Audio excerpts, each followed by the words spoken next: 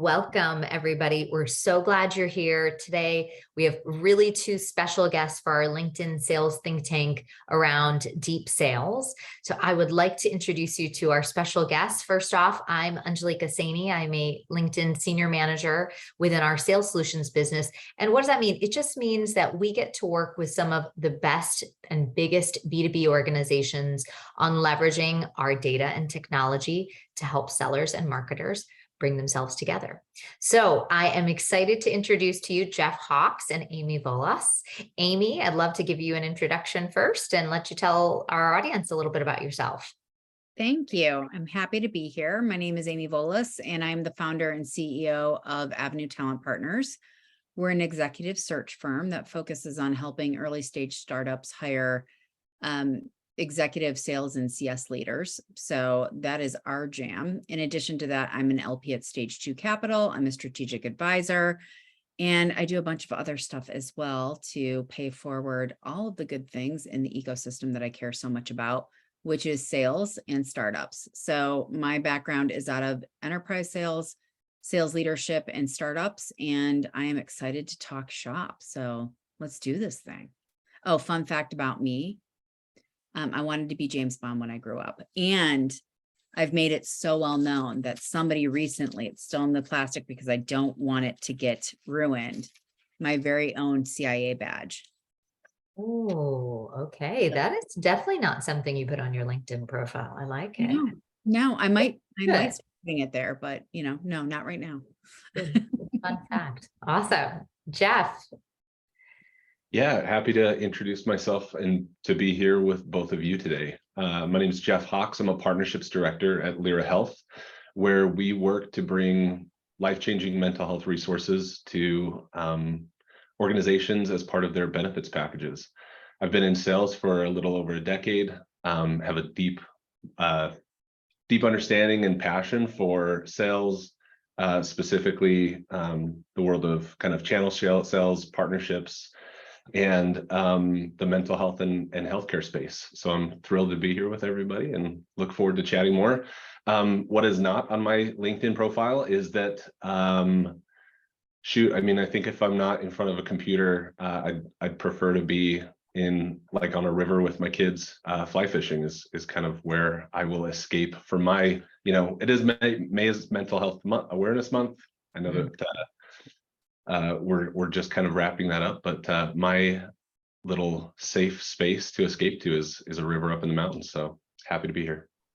That is awesome. Yes. Well, one, I hope you get to do that this coming week or weekend with your kids. That's awesome. And good call out on Mental Health Awareness Month. Really good call out. Lyra is an awesome resource. I know that we ourselves use it as well. All right. Well, so let's dive in. You guys have a ton of goodness that I want our audience to really soak in and participate. So I'd love to start, let's talk about like high level, what you've seen. You guys have had decades of experience in sales. So let's start with some of the ways that you've seen sales transform over the past few years. So, we've had COVID, we've kind of like now entered this like reacclimation phase, but what are some of the big trends that you've seen that like maybe even surprised you? Amy, let's start with you. It's funny. I think this is a testament to me being old and feeling my age for the first time in my life, but what's old is new. And I think what we're realizing is, while technology is a wonderful resource, you have to choose wisely, and overburdening our teams with a robust tech stack that doesn't necessarily get used, or it gets used the wrong way, or it's not very helpful. There's a big realization these days of the human condition, is alive and well. And ultimately, people want to be seen, they want to be heard, they want to be understood, valued, and validated. And our buyers are no different. Sellers are no different. Companies are no different. And I think there's this real big thing about templates aren't really working so much these days, and sequences aren't really packing the same punch that they used to pack. And so it's this dot connection back to this concept of having real meaty business conversations and coming well equipped and prepared to be able to have said conversations, and using technology to help us do that well, but not replace us. And There's so much data around. By the time we connect with our buyers, they've already done research. They already know what they want to understand, and they want to have a conversation to confirm or deny whether you can genuinely help them. And so it's this boomerang back to having a real conversation and not just relying on this over-segmented sales process where we're handing off our buyers. They're super frustrated. They want to get to the heart of the matter. And it's this concept of meeting buyers where they are, not where you want them to be. Yeah, I love that. You're right. It's this trend that has come back, but just maybe more amplified with technology. Great point. Jeff, what about you? I think Amy's point about the kind of old becoming new again is very relevant. I think over the last couple of years, what we have seen, at least as I've seen as an individual contributor, is like this influx in kind of the virtual space and the requirements to be able to be successful selling virtually, as we all adapted to what we felt like was the new norm, right? Like as we entered COVID, it was like scramble to figure out where you land and how to function and how to still be effective. And now I think what we're seeing is a real paring down and a look at what is actually making an impact, what is actually helping us better understand our buyers, better connect to our buyers, and better guide our buyers along that journey. And so that's what I think. I mean, I'm seeing today specifically is like a reevaluation of the tools that we're using, and I mean also like a reevaluation of new tools that feel like they're coming and being developed really rapidly, right? That we're trying to figure out, okay, how do we incorporate things like AI into the pieces that we're leveraging, and how do we make sure that we're focused on delivering value? And so what I've loved about my experience and time being able to leverage Sales Navigator, for example, is that I'm able to carve away a lot of the noise and really get into the weeds and into the kind of deep understanding of what is actually important to my buyer, how are they making their decisions, and where are my connection points that allow me to elevate that conversation beyond what I could do on my own. Yeah, so that's a great point, Jeff. I think you mentioned what is actually helping you, or what technology is actually helping you to better connect. So it's that like Amy, you said, that old school way of understanding your customers, but knowing that there's technology that can help you to do that. So maybe we talk about, like, now we've taken a look at the past. What about like forward looking? Can either of you talk about, when you think about where you think the evolution of sales is going to go, any trends that you would expect to see over the next few years? Could be technology related, could not be. Maybe Jeff, we'll start with you since we last ended with you. Yeah, I think in a lot of ways, we are going to continue to like work towards humanizing the sales conversation. So I think we're going to see an increase in especially individual contributors looking for pathways to leverage their existing networks, looking for pathways to leverage their existing organization to connect into the organizations and the environments where they're selling. I know that for me, moving to Lyra was a fairly large transition. I did not have a background in the benefits space, or at least selling to the benefits world. And so I kind of started with no network and had to figure it out. And what I see as kind of being the future of like really successful selling is learning how to better leverage the networks that we have, how to elevate the networks that we have, so that those connection points are more human, more meaningful, and more impactful to the direction of our sales conversations. Yep. At the end of the day, it's a relationship-based business, right? Like selling. Absolutely. At its core. What about you, Amy? I'm going to stick with this theme of what's old is new. So when I came up through the ranks, and I don't want to sound like my grandma, but when I was young, but when I came up through the ranks, it was full cycle sales. And there was this very big, I don't want to call it idea, but demand and an expectation of, if you can't open a conversation, how can you close one? And if you can't close one, how in the world can you open it? And so I think we're going to see a trend where we're going to go back to full cycle. Maybe not full cycle, because back in the day, I did everything from cradle to grave and expansion and retention. And we have account management and customer success teams. But I think we're going to see, I was part of an event last week, and this gentleman was talking about customer-led growth, and he was speaking my love language. And I absolutely agree that that is the wave of the future in terms of truly putting the customer first and enabling our teams to be cohesive versus so disjointed. And I think that's where that full cycle piece is going to come into play. I am not anti-BDR. I think people need to start somewhere, but I don't think that this over-segmented sales function has worked very well. I don't think it's very efficient. This is something that I hear about every single day that supports that notion. And I think we're going to see, this is where artificial intelligence is really going to come into play. We're going to see probably the BDR function drastically change, if not go away. And that sellers are really going to be enabled to meet that buyer when they're ready for information, to have a meaningful conversation, to be part of that, because you can't really fake that with AI, at least today. The bots have not taken over. So I think we're going to see that. And I think that's where, when I think about tools like Navigator and the full suite of deep sales, it's helping me as a seller show up to a conversation in a very thoughtful, well-prepared, meaningful way.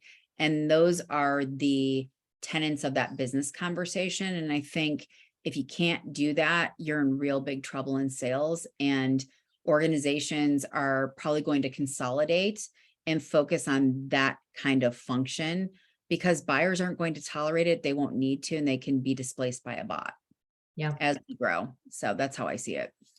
Let's dive a little bit deeper in that. So when you were talking about customer-led growth, I love that.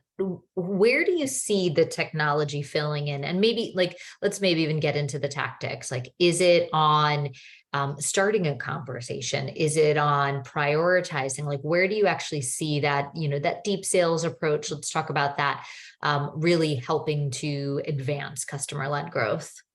I think it's being able, sorry, I just jumped in, Jeff. No, I love it. Go for it. I'm just going to go right on in. I think from an overall perspective, it's a layered approach. So let's talk about the slice of leadership. So how do I enable my team to make sure that they're spending time in the right places with the right accounts, having the right conversations? And how do you know? And a lot of the assessments that are made today are based on either third-party outdated data, or it's based upon geography, and these can be and or statements too, or it's based upon employee size. And that's a very antiquated way of looking at the buyer journey, what they need. And I can't tell you through the years how many times, for example, I came up through enterprise sales, and McDonald's Corporation was a big customer of mine for many years. But the way that the overall business would look at it would not be in the right way, because a big part of McDonald's business comes from their franchisees, and each one of those franchisees owns their own McDonald's or cluster of McDonald's. So those things aren't created equal. So when you're territory planning, imagine that, right? If you don't take that into account, or it's a company like Schneider Electric that has lots of companies underneath the umbrella, if you don't take that into account, and you're just looking at it from that first lens, well, if I'm territory planning, or I'm in RevOps, or I'm whatever the case may be, it's very time consuming to go to that deep level of understanding. Well, think about if I'm using Navigator, or if I'm using LinkedIn's plethora of tools. I now have, and this is the thing that I really love about where the wholesale solutions model has gone. So at the very top end of the spear here, I can easily understand at scale globally what my buyers are doing, who they are, where they are, what's important to them, the segments that they occupy, and be able to understand that quickly. So think about that for territory planning. Think about that for capacity planning, for hiring. So that's where it starts, is do I have the right people in the right roles doing the right work consistently? So a lot of that starts with what is the true market that we occupy? What is the true opportunity? And who are the people and companies in that cluster that actually exist? And when I'm thinking about territories, do I have enough to go around? Because I think we just came out of a market where we did a lot of overhiring, and it was like, just hire a bunch of people and we'll figure it out and it'll all work really, really well. And you know what? It didn't. And now all these teams are shrinking. And so we can reduce the bloat that way. Then you go to the next level of the actual seller. So now here I am in my role. And let's say I am an enterprise seller and I have a 10-state territory, and it's all of the Fortune 10 accounts in that 10-state territory. Those Fortune 10 accounts are gnarly, right? Meaning you've got at least, according to Challenger, 11.7 people involved in the buyer journey. Do you know who they are? Do you know what they care about? Do you know what they're talking about? Do you know what they're prioritizing? Do you know what motivates them? Do you know what their goals are? Do you know what their challenges are? And the list goes on.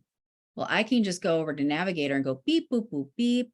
And voila, within seconds, I can find out some really meaningful information about what they're talking about the changes in the organization, about how the buyer committee has changed, because we went from COVID to quiet quitting to the great resignation to now a lot of layoffs. So it's like, think about how that affects a buying committee, a business, how they make decisions.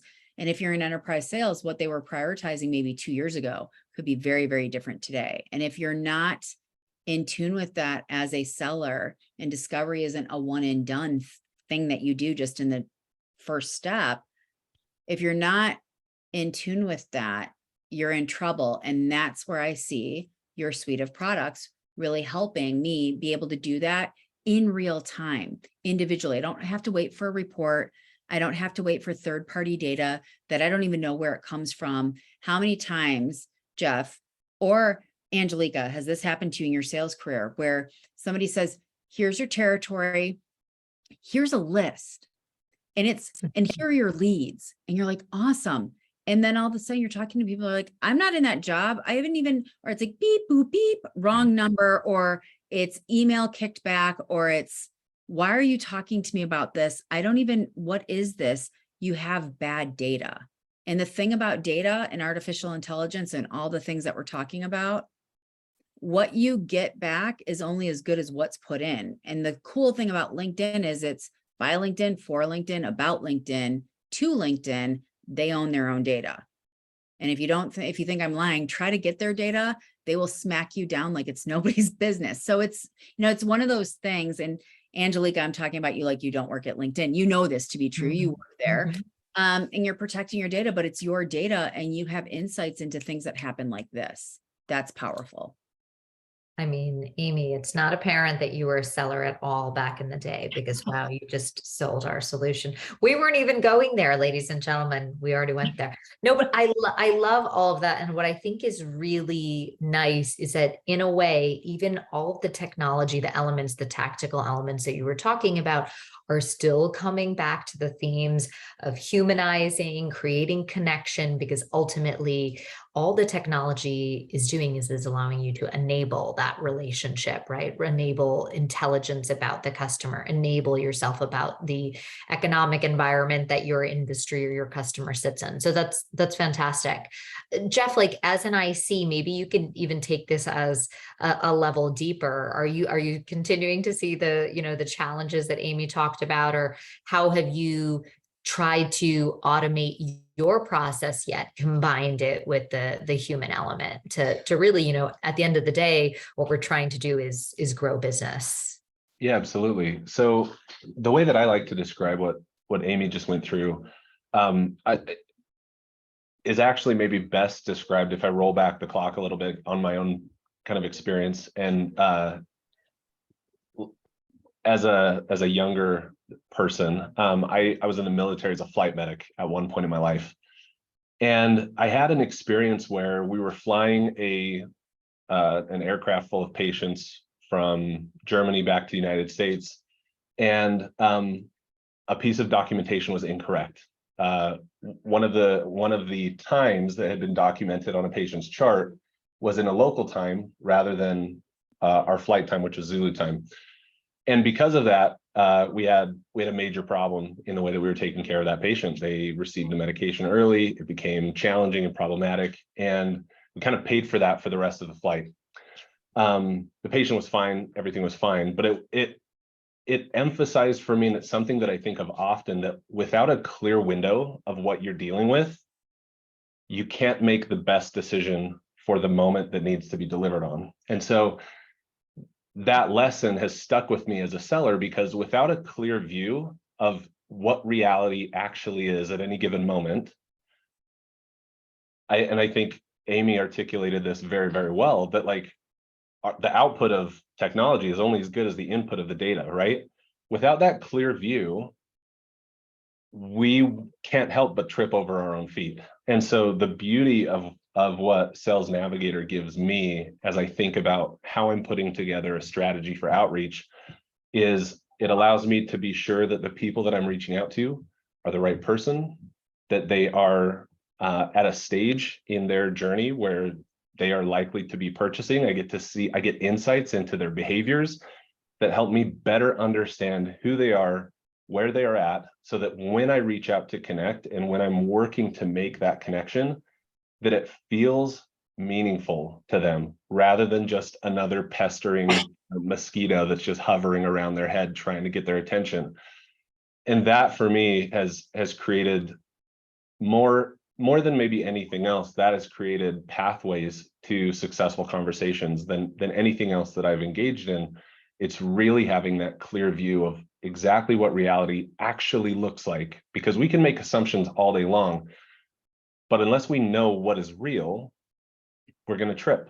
And that's the beauty of a program and a tool like Sales Navigator, is that I get that clarity so that I can make good decisions. I love that. I love that window analogy that you had, right? It's like that is only as good as your window is and your view into your book of business. So I love that analogy. And that's a really great fun fact. So like you talked about, deep sales is really all about leveraging data on your prospects, on the companies you care about, to then create those insights for you. And again, to hit your sales targets. So, Jeff, you talked about this. Let's stay on with you a little more. You talked about the power of having that information to help you on a day-to-day business. You could just still spray and pray, right? Like there are still companies that do that. So tell me why you don't. I know Amy's shaking her head, but they do, Amy. I know. We're not going to name who those companies are, but why not just do that when you have that layer of data? Could you, or what's the benefit you see from taking more of that deep sales approach? Yeah, I think if we rewind the clock to the very first part of you introducing me, I work for a mental health company. The thought of going back to like a shotgun approach or a spray and pray approach to connecting with people, really, frankly, feels like that feels like it would just be like voluntarily choosing chaos, and would feel like setting yourself up for failure and a very difficult mental health journey as a sales rep. I think the better that we get around getting our target really narrow and being focused on who we're connecting with and who we're talking to, as we do that, we're going to see win rates go up. We're going to see engagement go up. And as a professional seller, like I'm going to feel better about my personal journey as I engage that way, rather than just, act. I feel like oftentimes spray and pray feels a lot like just an act of desperation where you're like, please let something stick. And the truth is, you don't have to take that approach. And taking an approach that is really focused on those deep connection points that allow us to better understand who we're talking to, better connect and travel that journey together. I think the better the experience is for the buyer, certainly, but also how much better is our experience, and how much healthier mentally are we as sales reps when we are seeing the engagement that we're taking met in a way that is meaningful, and we're able to act and engage as human beings rather than just the chaos of a spray and pray. Letting it That's rip. Yeah, that is, I never thought of it this way, right? This is, in fact, the spray and pray approach is more painful to you as a seller, right? To us, to me as a seller. So like thinking of, oh, this might be the best short-term outcome. In fact, like it actually is quite detrimental to me and my own mental health. I never thought about that way. That's great. So let's dive a little bit deeper into the habits, like we were talking about the habits specifically. So we know, and we've started to touch upon these, the top sellers, you have these at every single organization. And frankly, they may not even be in sales, right? Like we may be talking about consultants or business development professionals in services organizations. We know that at its core, they do business differently. What do? They work with the companies that have the most potential. Sometimes we call this white space. Secondly, we know that they identify the customers that are ready to engage and not just, again, everyone, like we talked about, spraying and praying. And then third, relationship more focused, we know they find hidden allies. They're just really great about finding those people. So I'd love to talk about the intent piece a little bit more with you. So our LinkedIn data tells us that roughly only 5% of buyers are in the market for a product or a service at a given time. I'll say it again, 5%. That's a big proportion that's not. So, when you think about the example from the B2C world, Americans on average, they buy a car, once every 5 years. If you're my husband, it's way more frequently than that. Can you tell me why you believe in both of your respective roles, it's really important to leverage buyer intent signals on what companies to focus on or what individuals as well to target and speak to? Amy, maybe we'll start with you. So I have this unique perspective of I am a buyer and I'm a seller, and I get people approaching me every day trying to sell things. And if they had the right information, whether I'm in the market or not, if they approached me with the right information at the right time, they'd have a lot higher success rate. And I will say it's well over 95% of the inbound approach that I get, whether it's in my DMs on LinkedIn, whether it's in my email or any other place, the answer is no. And so when I think about then flipping the script and putting my seller hat on, the power of intent data is not wasting your time or anybody else's. And time is one of those priceless currencies that you can't get it back. When you spend it, that's it. You can't get it back. And I think especially in today's landscape where executives have the attention span of a gnat, and that's not a dig on them. It's they have to do more with less. The pressure cooker is at an all-time high, and the visibility of decision-making is significant. And we don't have the same grace and understanding that we once did to make bad business decisions. So people's decision-making is on the line, their job is on the line. And I think approaching it in whatever way, it could be spray and pray. It may not be spray and pray. It's just, you're talking at me. And I think that's the thing, that's really a missing piece where intent data comes into play. If you want me to invest time, and I'm a busy executive, and I think about this from the enterprise sales lens, I don't care if it's enterprise, I'm an SMB, I'm small potatoes, but I act like an enterprise buyer because that's how I was raised. And so, by the way, your SMB or your mid-market clients, they can quickly become enterprise depending on what happens in the business. And so it's that long game view of, if you want someone's time, you've got to show up that you're serious about getting it. So if you want 15 minutes of my time, show me that you took 15 minutes to get it. How about that one? And so what I think is interesting about intent data is it can cut through all this clutter.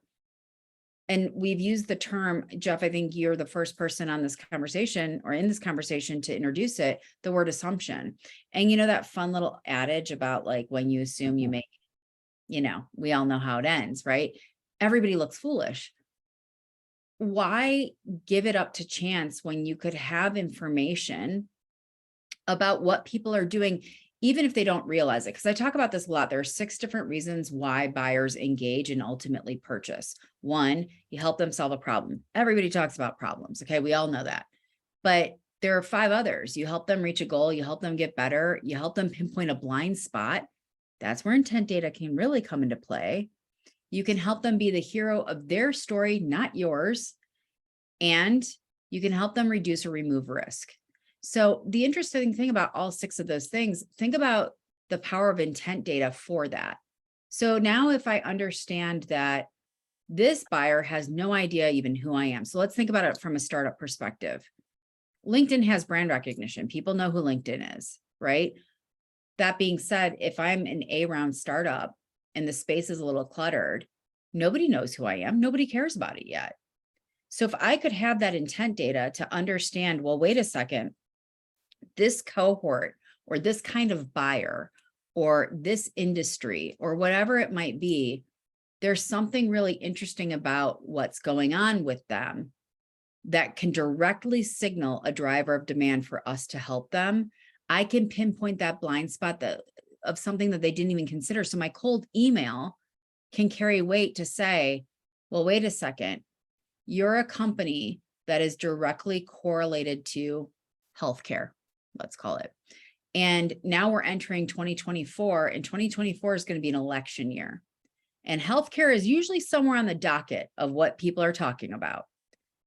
How might that, if legislation changed, how might that affect your company? Well, if all of a sudden, now I go to beep, boop, boop, beep, this thing called LinkedIn Navigator, I love interpreting the internet of how I hear it. So if I do this, that's all it means is that I'm doing this. So if all of a sudden now I go to Navigator and I realize that, holy smokes, I have this intent data that they're thinking about the same thing, but they're not even thinking about it as it relates to this. I now become very, very magnetic to giving them a point of view and an opportunity to stay ahead of the curve, to respond proactively versus reactively. That also helps me minimize risk as a buyer. So it's that, this is what I mean by having a business conversation, to think through, not just let me show up and throw up and feature dump and hope that you buy something and then I can make my commission check, versus let me understand what this segment of the market or this kind of buyer is going through, and let me put those pieces together. And if those things connect and I hit them, my timing is actually quite on versus hoping that it sticks. So that's the power of intent data, in my opinion, is it creates such a magnetic opportunity to spend your time wisely versus chasing and relying on hope. Yeah, I think like you said, why leave it to chance, right? And I think you're right in the sense of, like, it's not just about leveraging the buyer intent signal, it's then actually thinking, digesting it, making sure that you understand what context the customer may be thinking through, right? Don't just hit an email and say, hey, I heard you were searching for XYZ term, which I happen to sell, right? Like, you have to continue to put yourself in their shoes. Excellent. Great points. Jeff, I want to go deeper with you on the other top performer habit about finding allies. So in your role, I'm imagining, right, you've come, this was your first jump into the mental health space, I know you said, but you probably have really strong relationships you've built from your prior roles. So can you talk about how, you might have leveraged past customers, connections of teammates, connections of your network, past colleagues? How do you really take that hidden ally approach in what you do day to day? Yeah, I'd be happy to. I think for me, the hidden ally piece of what it means to really be leveraging the information that Sales Navigator has is that it allows me to take an approach. And frankly, it's very similar to what Amy mentioned with intent data. Like, when we have intent data, we get to act as a strategic partner rather than a random person that just showed up trying to sell you something. The same thing is true when you're able to find hidden allies and able to find people with connection points that help open doors for you. So as I had mentioned, I moved into the mental health space from a traditional kind of healthcare sales environment. I've been selling quality performance solutions, and had a lot of great contacts with kind of within that world. But within the benefits world and the benefits landscape, I was as green and fresh as anybody ever has been. And so where I ended up spending the majority, I would say, of my time early on in my new role was like in my account filters, looking through like, okay, not only who do I have connection points into within these organizations, but also like where are my team links? So looking at, especially within my organization, the executive leadership team, the board of directors, the members of our team that can help provide both warm introductions, but also can just help open a door to a conversation where I don't start off as a stranger. That made an incredible impact in the way that I was reaching out, in the way that I connect today, and in the way that I continue to work so that I'm not starting at zero.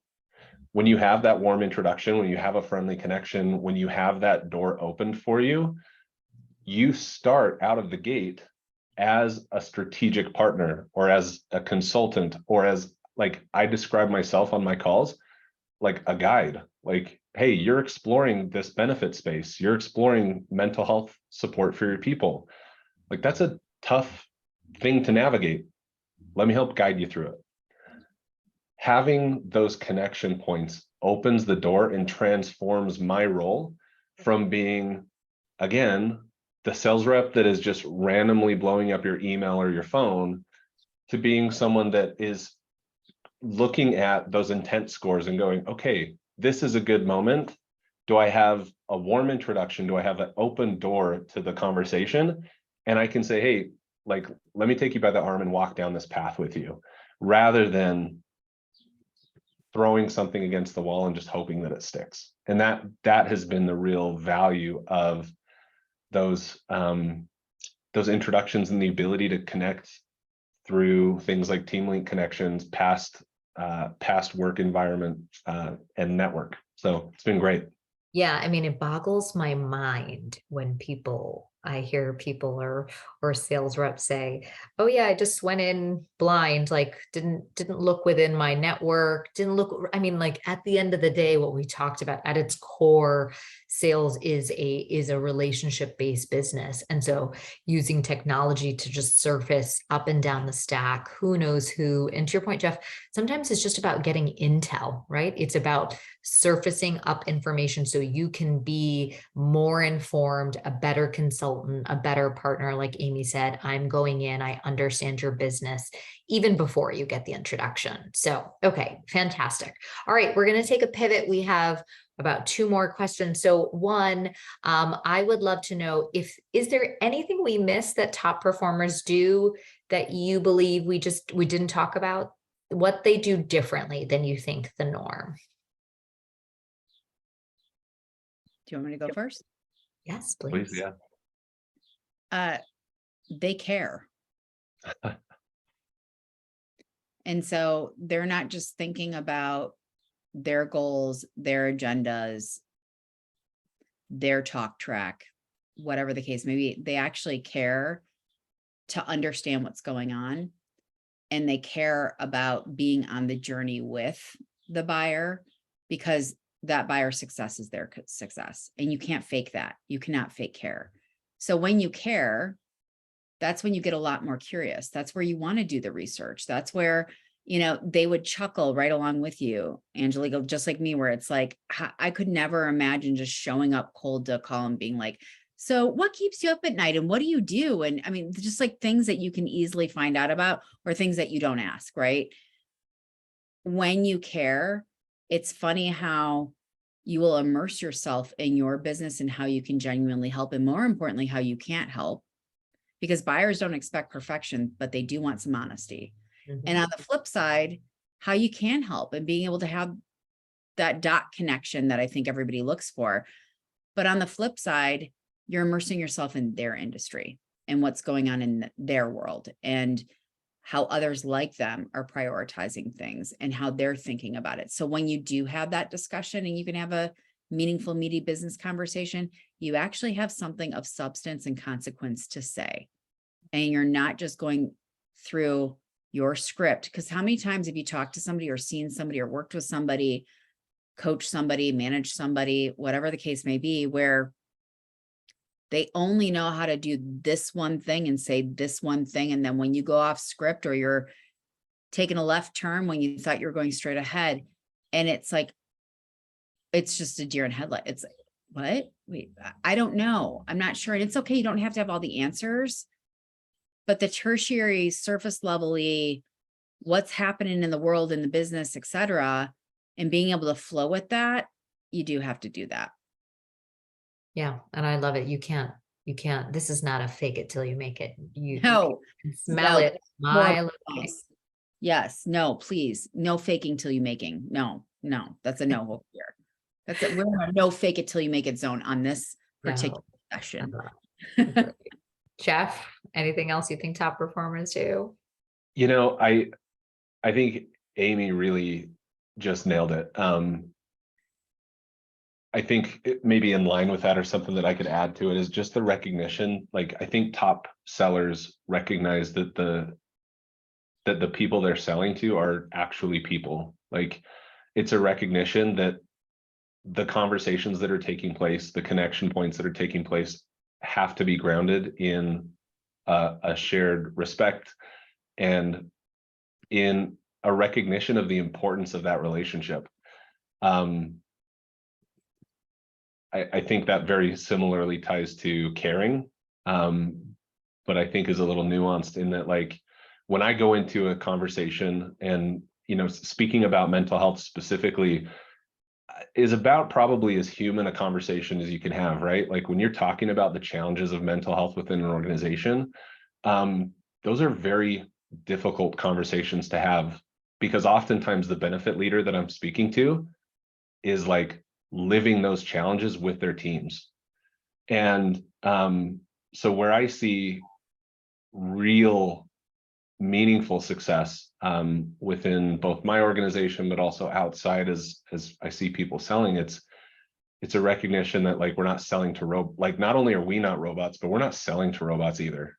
And as we recognize that the challenges that our prospects and our customers face are real, that they have an impact, and that when we do our job well and when we treat it with the respect that it deserves, that everyone is elevated by that experience. Awesome. Okay, last question. That I'm sure we could continue going on and on. I'll ask each of you a separate advice question. So Amy, for you, you know, you obviously help to put many experienced sales leaders into organizations. I would love to know what advice you have for those leaders, whether they're sales leaders or leaders that are just in general trying to drive growth in their business. How do they improve their sales organization? Any advice you would leave them with? They step away from the spreadsheet or the technology and they get with their teams to figure out what's going on. I think so many people make a lot of assumptions and they rely on their CRM data, or they look at the forecast, or they get caught up in the KPIs and the outcomes. And by the way, that's important. I'm not discounting any of that. You should do that. But keep in mind, if the outcome is here and the seller and the buyer are here, for them to get here to see what you want to see, there's a lot of stuff that happens in between, and it's not a one size fits all. You know, speaking of the work that you do, Jeff, and mental health and what goes on. And it's interesting because I just had a conversation within the last week, and there's a new health problem that's come up. And the new health problem, I think it's like the 5th epidemic bad thing that's happening in health, is loneliness. And when so many people are isolated and we're working remotely, or the pressure's on, or, you know, layoffs are just as hard for very different reasons for the folks left behind, as well as the folks that were laid off. And that has an impact, right? So when I think about what leaders can do, And it's not just saying, I'm a people leader, I'm a person of the people, I'm a servant leader. It's walking that talk to understand firsthand, what are your buyers prioritizing? What is happening contextually with the pipeline? Because your pipeline is your lifeline in sales. What's happening contextually that I can't see on the report that might not be coming up in my one-on-one that I need to see firsthand to quantify and qualify, understand, figure out so I can champion it with product, with operations, with my own leadership. Those are the things that really matter. And how in the world can you diagnose if you don't know? And what you found out when you built your team maybe a year and a half ago, and what you assumed to be true then, well, the world's a lot different now. There's this kind of book that I read every year. One time a year I read it. Sometimes I go back to it, but I love it. It's Marshall Goldsmith's What Got You Here Isn't Going to Get You There. And what you assumed when you built that team, or when you hired this person, or when they closed their last deal, I promise you, it's going to be different. It's going to change. And yes, your data is important, but to get to that outcome, to get to those KPIs, you have to understand all the different things, and all those different things change, and they change really fast. Yeah. So that's what I'd recommend. Love it. Includes an element of just getting closer to your customers, right? Getting closer to your team. I call Great. it snuggle up. Snuggle right on up. That is a great term. I love that. May have some HR violations with that, but you know. All right, Jeff, last question for you, sitting in an IC role. Any advice you have for, fellow individual sellers, just, looking to meet their quota goals, right? This is their livelihood too. So they want to do a good job and solve problems for customers, but any other advice you'd have for them? Yeah, I think, as Amy mentioned, like, pipeline is your lifeline, and it can be very easy to get kind of wrapped up and lose focus in that. And so I would just say, make sure that you're taking the time to know your buyer. Like, take the time to understand who you're talking to. Take the time to really understand, like, what the problems they're experiencing are and what impact those problems have on them specifically. And as you better understand their needs, where those pain points are really hitting, and what the impact of that pain actually is, not just for the organization, because sometimes it can be easy to be like, oh, as an organization, if revenues aren't here, you're in trouble. Well, for the individual that's responsible for that thing, the pain may look a lot different. And so understanding who you're talking to, getting to know them, and then meeting them where they're at, I think has a transformative impact in the way that we sell, because it changes it from a scenario where I'm just selling at you to a scenario where, like, hey, we're partnered together to walk a path and to get you, to the right spot. And that is a beautiful path to walk. And I think as a seller, as an individual contributor, that is where I feel the most fulfilled, is when I've been able to connect the dots between where someone is at and what they're struggling with what the ideal solution looks like for them specifically. And when we get there, it genuinely feels not only like a win because, hey, we got to close, but also it's like, hey, we did something that made life better for you. And that means a lot to me. So that'd be my thought. I love it. I always say, whenever you do an interview for someone who's going into a sales job, if they don't like to solve problems, this is probably not the profession for you. I would agree. Excellent. Well, we could probably go for many more minutes, but we're going to take a pause and wrap up our session. Jeff and Amy, a huge, huge thank you for giving your time, giving your expertise, just sharing a little bit more about how you think about deep sales, how you see it playing out in the landscape. As always, we are open to feedback, questions. For those of you who attended, you will receive all of our recordings, feedback, survey, all of that good stuff via email. Please stay tuned for more sessions like this, where we get to connect live with folks that are in the profession, living, breathing it every day. And thank you from all of us at LinkedIn. Bye-bye. Thank you.